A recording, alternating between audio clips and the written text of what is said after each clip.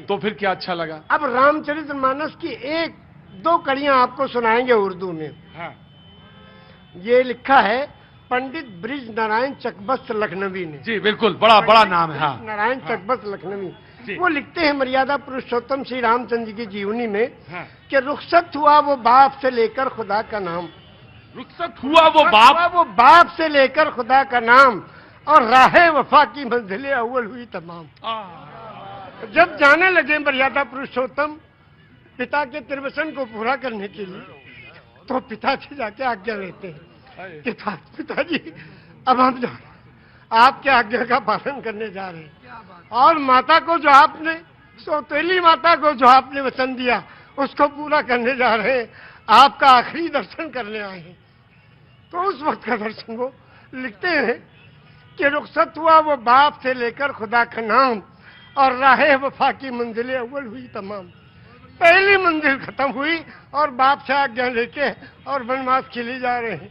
और जब माता जी के पास गए तो उनसे जब पूछना चाहा तो उसमें लिखते हैं कि माता कौशल्या जी सिर्फ देखती रही, और जब उनसे पूछा, उनसे इजाजत ली, तो कहने लगी कि मैं खुश हूं, फूंक दे कोई इस तख्त तो ताज को, और तुम ही नहीं तो आग लगाऊंगी राज को। जब तुम ही नहीं तो आग लगाऊंगी राज को। क्या आज भी कोई बेटा इतनी बड़ी सल्तनत को ठोकर मारकर और पिता की आज्ञा का पालन करने के लिए तैयार है? ये वचन दिया है श्री रामचंद्र जी ने, ये वचन दिया है पूरी दुनिया को कि देखो अगर पिता कहे तो राज को भी ठोकर लगा दो। उस जमाने में ये था कि बड़ा बेटा वही उत्तराधिकारी होता था, सब छोड़ के चले गए। क्या आज भी कोई बेटा है?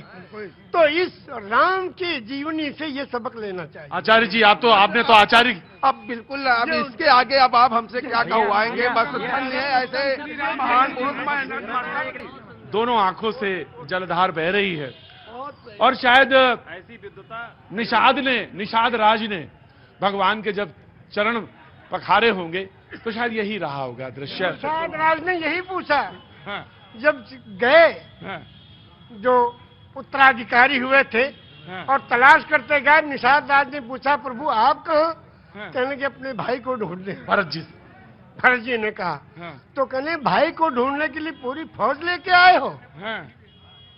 अब फौज लेके आओ तो इसके माने तो आप उनका बिल्कुल खात्मा ही करने आए हो? कहा नहीं, अपने भाई को लेने आए हैं। अगर वो नहीं गए तो हम उनके चरणों में जो चीज है खाऊं उसी को ले जाके रखेंगे सिंहासन में, फिर राज करेंगे। क्योंकि रामचरितमानस की कौन सा पंक्ति आपको सबसे मन को भाती है? सबसे ज्यादा तो यही भाती है कि बिन पग चले सुने बिन काना, कर बिन करे कर्म बिन दाना, आनंद ही सकल रस भोगी, बिन मारी वक्ता बड़ जोगी। एक राम है घर घर लेटा, एक राम है दशरथ बेटा, और एक राम है जगत प्रचारा, एक राम है जग से न्यारा। और उस राम को कब याद करते हैं? उस राम को याद करते हैं जब अर्थी उठाई जाती है। क्या कहते हैं? राम सत्य है। क्या मतलब?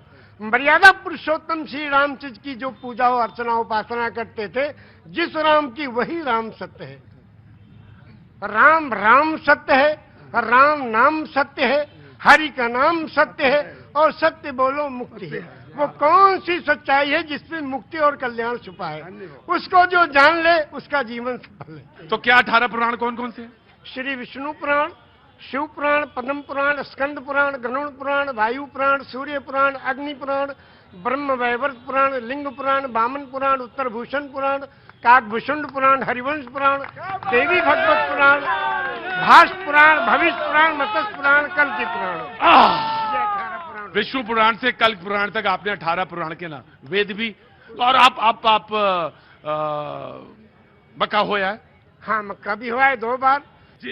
एक शब्द के बारे में कहना चाहते हैं, सिर्फ एक शब्द है नमाज। वाह, सभी लोग जानते हैं, मुस्लिम कम्युनिटी के लोग नमाज पढ़ते हैं। ये निवेदन करना चाहता हूं कि ये शब्द नमाज भाषा कौन सी है? इंग्लिश है कि उर्दू है कि अरबी है कि क्या है? ये भाषा कौन सी है? ये अगर चौरसिया जी बता दें तो उनका अभिनंदन है। बहुत सुंदर। आज तो आपने लगता भिगो के देना तय कर लिया है। मौसम नहीं है भीगने वाला। ये लखनऊ है भैया।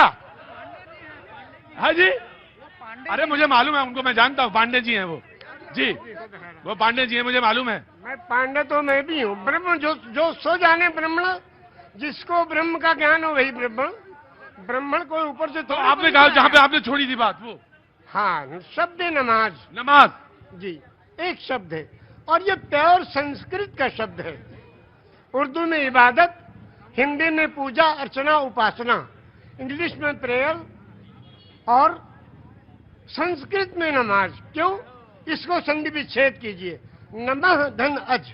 नमः नमन करना, प्रणाम करना, दंडवत करना, सजदा करना, झुक जाना, समर्पण हो जाना, समर्पित कर देना, जय जयकार करना, चरणों में पड़ जाना, धाराशाही होना, नतमस्तक होना, सरेंडर हो जाना। किसको?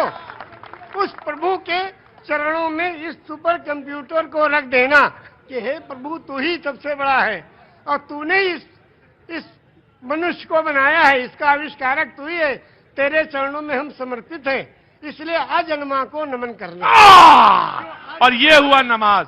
एक मिनट, मेरे माथे पे थोड़ा हाथ रख दीजिए। अरे भैया, हम दोनों हाथ रख देंगे, हाथ पे नहीं। आपको मालिक खूब अच्छा रखे।